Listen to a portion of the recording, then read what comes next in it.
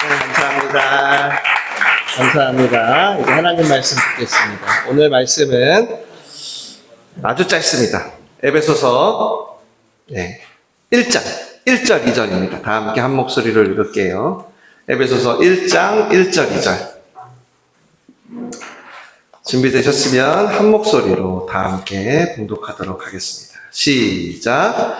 하나님의 뜻으로 말미암아 그리스도 예수의 사도된 바울은 에베소에 있는 성도들과 그리스도 예수 안에 있는 신실한 자들에게 편지하노니 하나님 우리 아버지와 주 예수 그리스도로부터 은혜와 평강이 너희에게 있을지어다.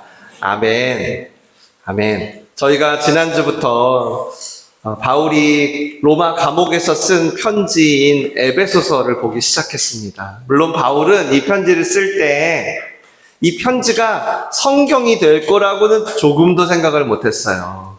근데 성령께서 에베소를 넘어서 모든 그리스도인들이 들을 수 있는 기회로 성경에 넣어주신 거죠. 오늘은 평강의 인사라는 제목으로 말씀을 나누겠습니다. 오늘은 그렇게 길지 않으니까 조금만 집중하시면 될 것 같아요. 저희가 지난주에 은혜의 인사에 대해 나눴어요. 네. 은혜와 평강의 인사를 바울이 첫 글로 썼거든요. 하나님 아버지와 예수 그리스도로부터 오는 은혜와 평강이 있을지어다.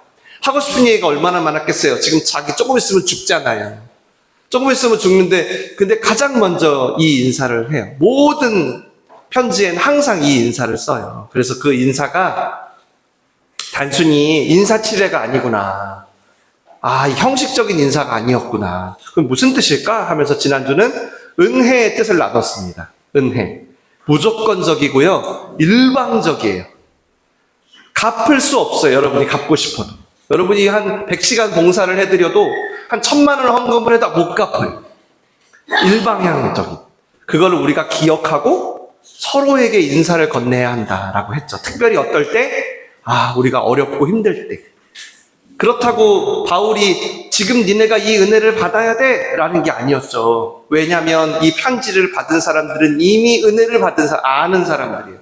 그러니까 무슨 뜻이었냐면 이 은혜를 재확인함으로써 은혜가 단지 너희를 구원만 해주는 saving grace가 아니라 너희의 모든 삶을 움직이는 working grace구나. 이걸 알려준 거예요, 바울이. 너희와 함께 걸어. 은혜는 한 번 받고 땡이 아니야. 네. 너희가 지금 겪고 있는 모든 어려움 있지?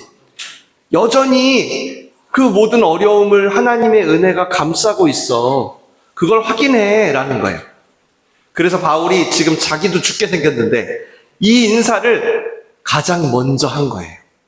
그래서 우리도 수많은 문제에서 너무 오랫동안 헤어나오지 못하고 자꾸 시달리고 있다면 가장 먼저 무엇을 기억하고 점검해 보자고 했죠? 은혜. 이게 도대체 뭔가? 하나님의 은혜가 뭔가? 한 주간 좀 점검해 보셨나요? 두려울 때마다 내가 은혜 받은 자라는 사실에 한번 머물러 보셨나요? 저는 해봤어요. 해보니까요. 내가 지금 이 지경인데도, 이 상태인데도 내가 은혜 안에 있는 건가? 이런 질문이 들더라고요. 그걸 되돌아보기만 했어요. 근데 여전히 나는 무슨 일만 생기면 믿음이 없어져 버리는 것 같더라고요. 조금만 파도가 치면 너무 흔들리더라고요. 그런데 이 믿음이라는 건 얼마 전에 청년들이 한번 물어봤는데 이 믿음이라는 건 오직 은혜에 의하여 언제든지 새롭게 되는 거예요. 그러니까 은혜라는 게 고무줄처럼 줄었다 늘었다 내 상태에 따라 바뀌는 게 아니라 은혜는 원래 하나님이 선물로 준 건데 그게 은혜라는 걸 내가 확인할 때 다시 살아나더라고요. 다시 살아나요. 그래서 바라는 거예요. 제가 여러분에게 어떤 상황에서도 여러분이 내가 은혜 받은 자라는 걸 확인해 보셨으면 좋겠어요. 그러면 내가 은혜로만 살아도 내 삶이 충분하구나. 하나님이 내 모든 삶의 질서를 잡아주시는구나. 내가 이래서 사람들이 은혜로 사네. 이런 얘기를 했던 거구나. 라는 체험이 여러분의 체험이 되시기를 축원합니다. 축원합니다. 우리 옆 사람에게 한번 이렇게 인사해 주세요. 은혜가 당신을 덮습니다. 시작. 은혜가 당신을, 최소 두 사람. 은혜가 당신을 덮습니다. 한 번 더. 은혜가 당신을 덮고도 남습니다. 시작. 은혜가 당신을 덮고도 남습니다. 한 번 더. 예준이 들어왔으니까. 항상 은혜로 시작합시다. 항상 은혜로 시작합시다. 아멘. 아하. 이게 지난주.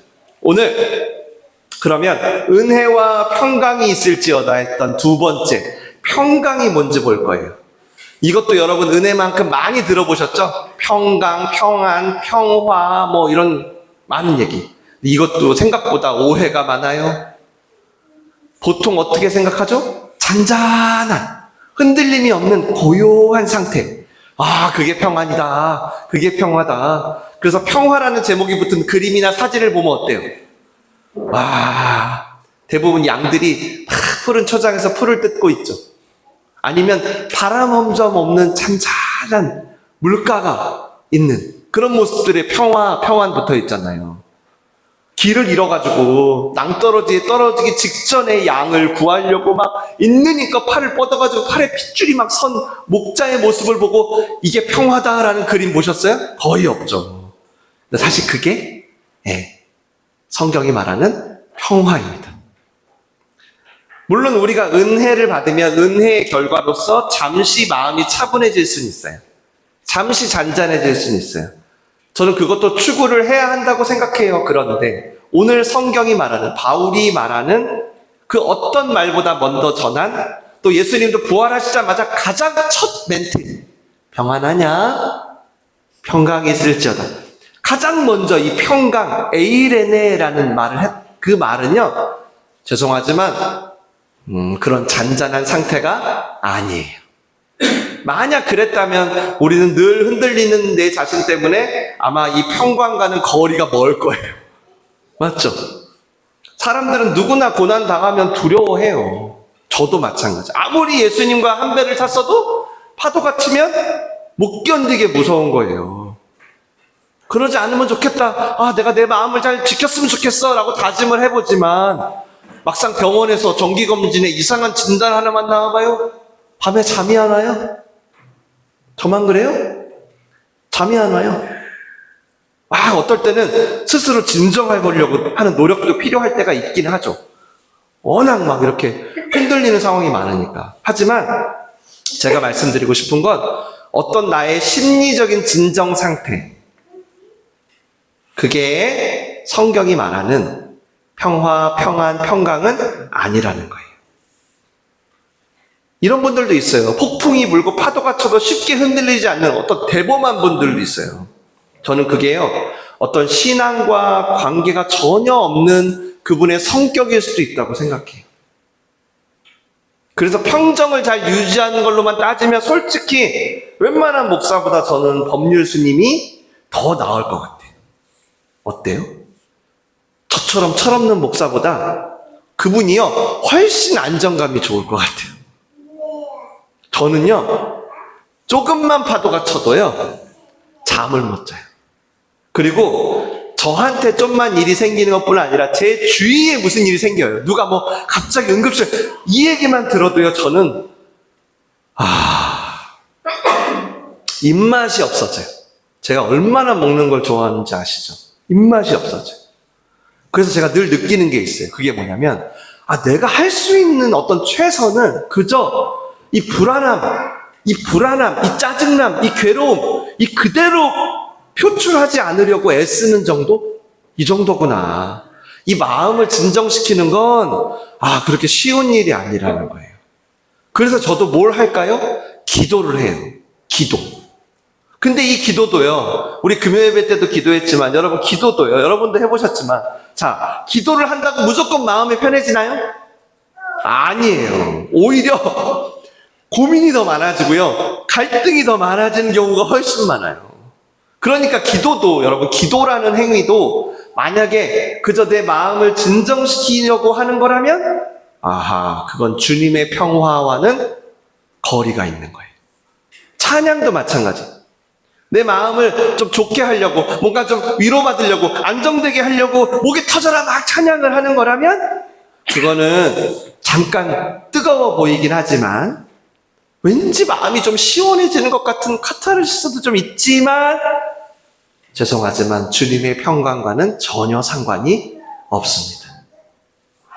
바울은 지금 생명의 촌각을 다투는 상황에서 어려움에 처한 에베소 성도들에게 바로 그런 마음의 상태를 좀 유지해 라고 말하는 게 아니에요. 오히려 여러분의 마음은 지금 핍박과 고난으로 굉장히 복잡할 겁니다. 근데 그 복잡함 가운데서도 은혜로 주어진 하나님과의 관계를 지키는 게 바로 평강이에요 라고 하는 거예요. 그래서 성경이 말하는 평강, 즉 에이레네 평안하냐? 평강이 있을지어다 하라는 말은 뭐냐면 마음의 평온이 아니라 바로 하나님과 화목해진 관계를 뜻합니다. 아셨죠? 지난주 은혜와도 비슷해요. 그래서 은혜와 평강이라고 말하는 거예요. 특히 이게 헬라어 원어로 무슨 뜻이냐면 원수지간인 거예요. 원수지간이었던 관계가 이제 서로 부둥켜 안았어. 서로. 근데 그게 끝이 아니라 부둥켜 안은 팔이 끊어지지 않는 상태, 그것을 에이레네라고 그래요. 자, 원수지간이에요. 근데 원수지간인데 서로 화해했나 봐요. 서로 끌어안았어. 근데 이 팔이 끊어지지 않는 상태를 예수님이 그게 평화야. 그게 평강이야 라고 말한 거예요. 그러니까 평화는 아무 일 없이 잔잔하고 고요한 상태가 유지되는 게 아닌 거예요. 어떤 상황에서도 뭔가 복잡한 것들이 하나 되는, 연합되는, 화목하게 되는 그게 평강이에요. 누구와 연합되겠어요? 하나님과, 하나님의 뜻과. 범죄한 인간은 솔직히 하나님과 왼수 사이예요. 그래서 본래 평강이라는 건 우리 인간에게 존재할 수가 없어요, 도저히. 근데 지금 바울이 세상에 평강의 인사를 건네는 건 뭐예요? 어떻게 건네는 거예요? 아하, 바로 우리 사이에 막혔던 담이 있는데 그걸 예수님의 은혜가 허물었다는 거예요.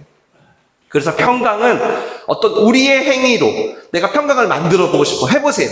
여러분 아마 하루도 못 견디고 더 큰 불안과 더 큰 초조함과 염려가 찾아올 거예요.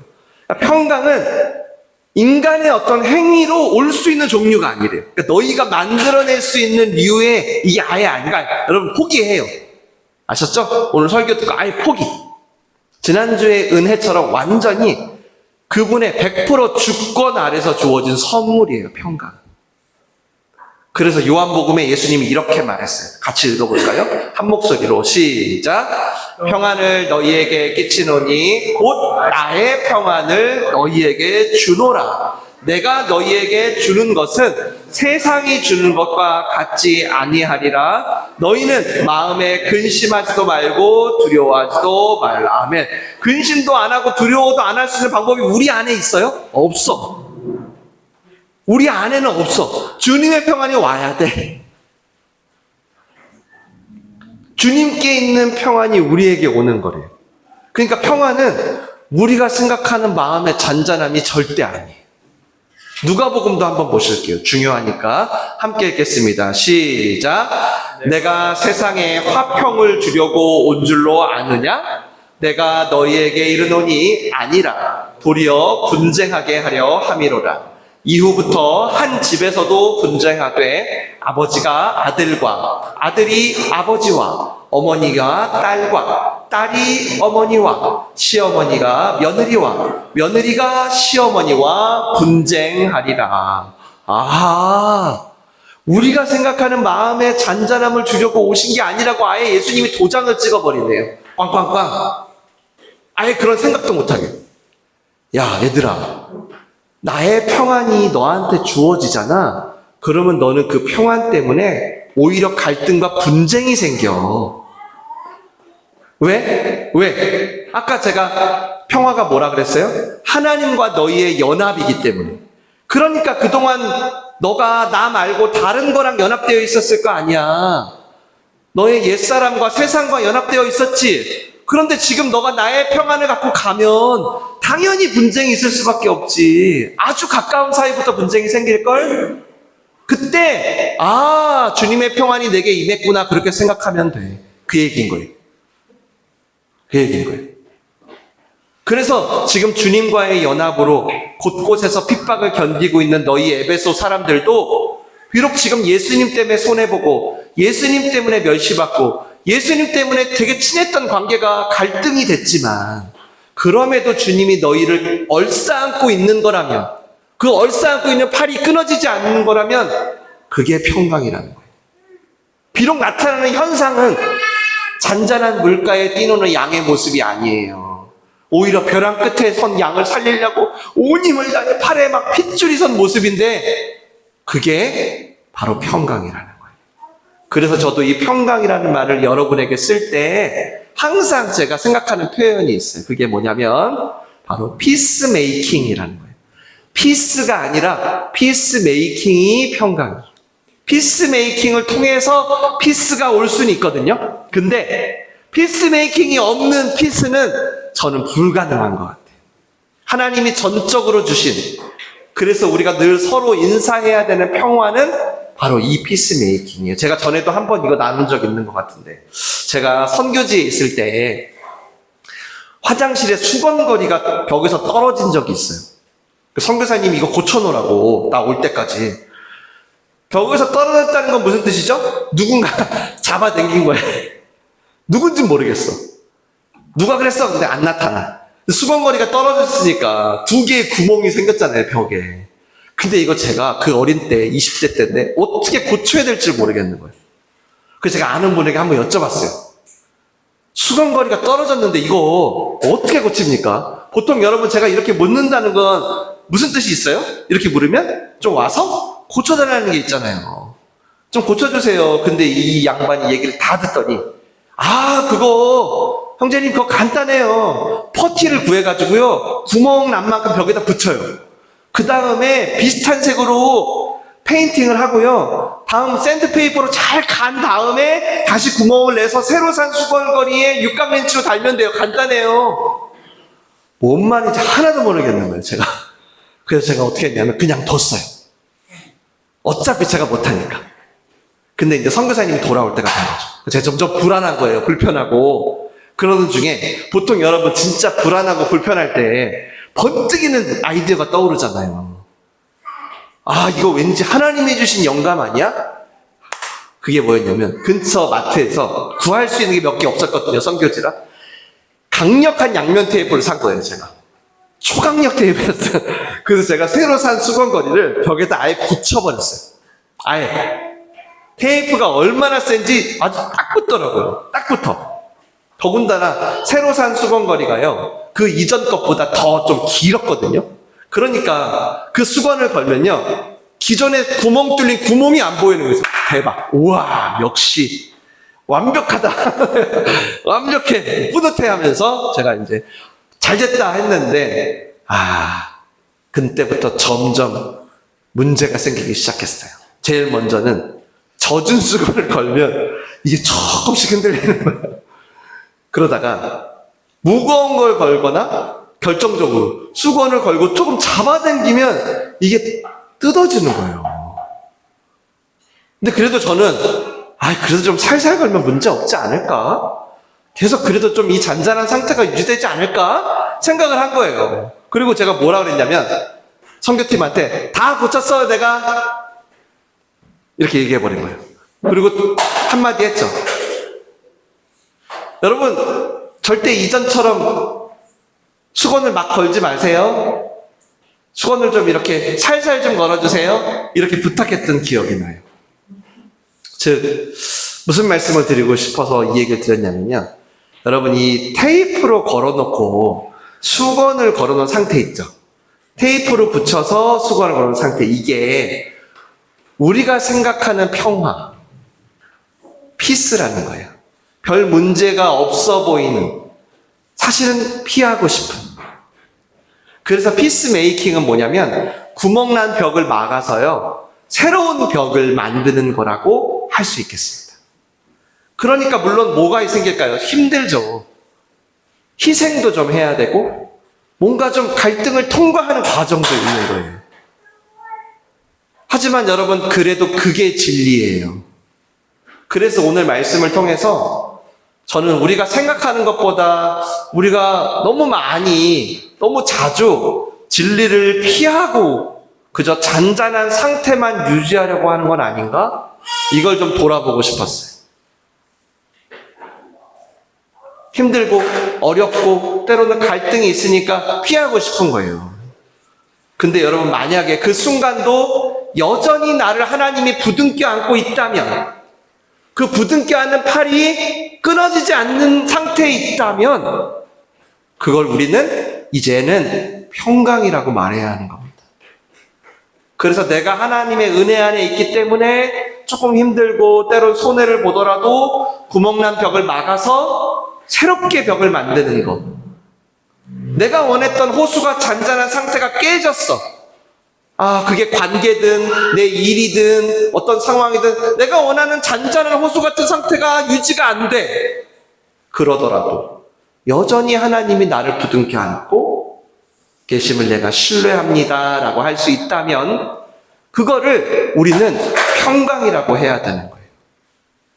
아무리 사업이 잘 되고 잔잔한 순풍이 술술 불어가지고 인생이 너무 잘 풀려, 근데도 하나님과의 화목이 불투명해. 그거는 평강이 아니라는 거예요. 모든 게 잘 되기 때문에 괜찮다고 말하지만 어느새 여러분 마음속에 사실은 은혜가 메말라가고 하나님의 부둥켜 안음에 대한 확신이 없어져. 그러면 뭐가 들어와요? 바로 점점 죄가 들어옵니다. 여러분, 인간은요, 두 개의 방을 가질 수가 없어요. 여러분 마음의 방에 만약에 주님의 부둥켜함이 없잖아요. 그럼 다른 걸 부둥켜 안고 계신다는 뜻인 거예요. 그건 대부분 뭐예요? 우리의 욕심, 정욕, 더 많은 쾌락으로 채우려고 하겠죠. 그런 삶은 제가 잠시 붙여놓은 강력 테이프 같이 잠깐 평화로워 보일지 몰라도 그건 평강이 깨진 상태라는 거예요. 평화스러워 보이나 평화가 아닌 것들, 회사에 부패가 있어, 부정이 있어, 가정에 거짓이 있어,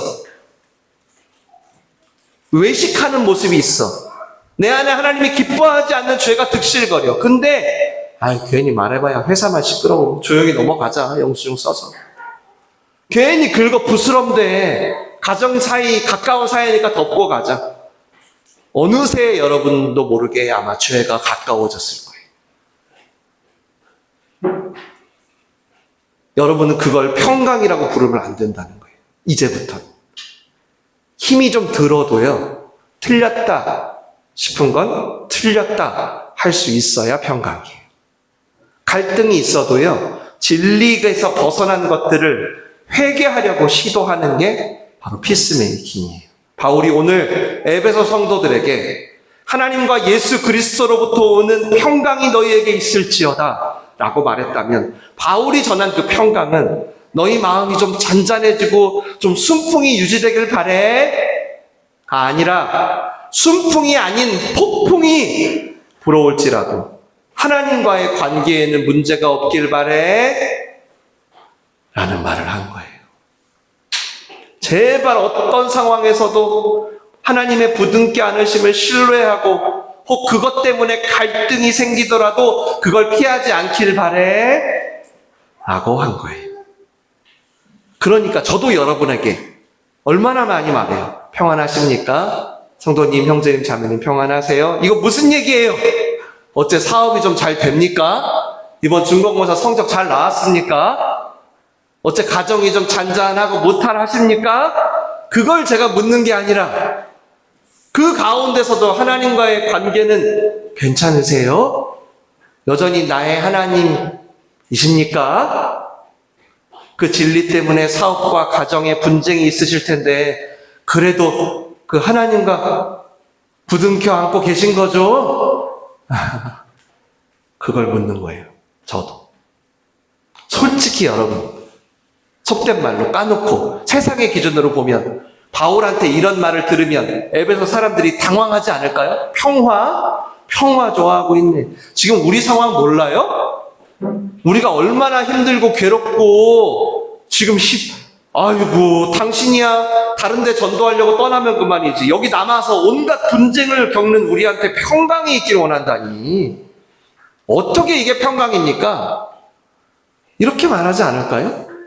당연히 세상은. 하지만 오늘 바울이 전한 평강이 그게 아니라 어떤 상황에서도 하나님의 이 부둥켜 안으심을 믿고 그 피스메이킹이 제대로 작동하길 원한다는 의미였다면, 저는 이 편지를 받은 에베소 성도들이 혹 사업이 잘 안 돼, 혹 질병에 걸렸어, 혹 가장 친했던 관계가 깨어졌어, 곳곳에 분쟁이 생기기 시작해, 내가 예수님을 믿었더니, 그렇다 할지라도 고백할 수 있다고 믿어요. 어떻게?